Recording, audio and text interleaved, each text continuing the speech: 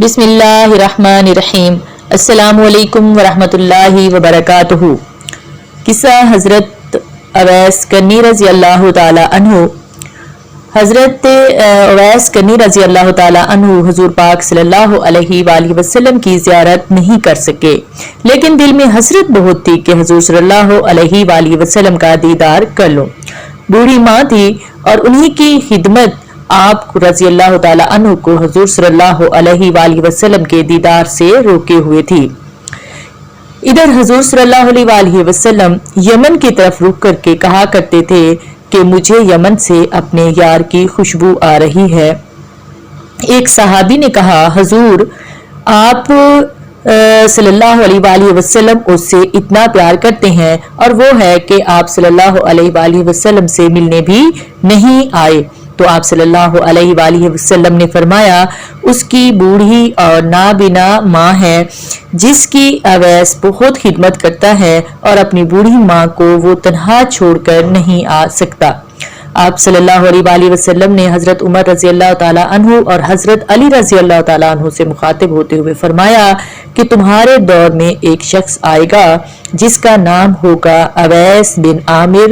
कद होगा दरमियाना, रंग होगा काला और जिस्म पर एक सफेद दाग होगा। जब वो आए तो तुम दोनों ने उससे दुआ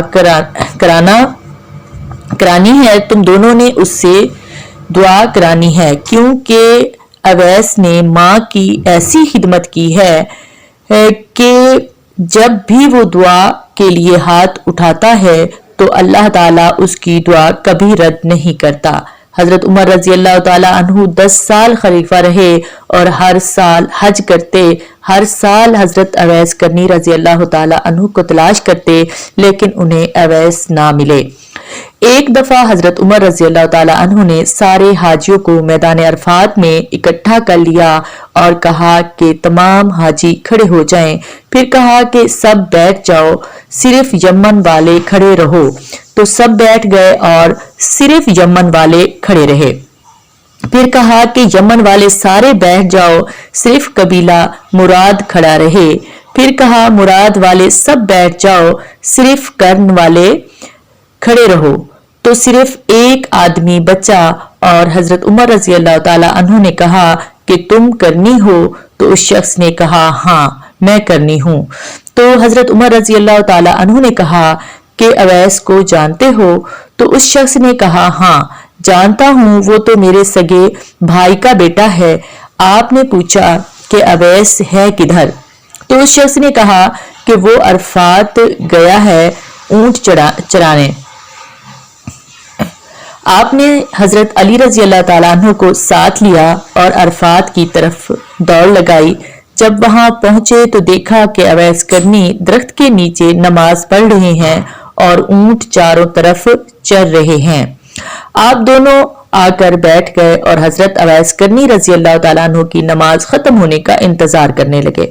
जब हजरत अवैस ने सलाम फेरा तो हजरत उमर रजी अल्लाह ताला अन्हु ने पूछा, कौन हो भाई?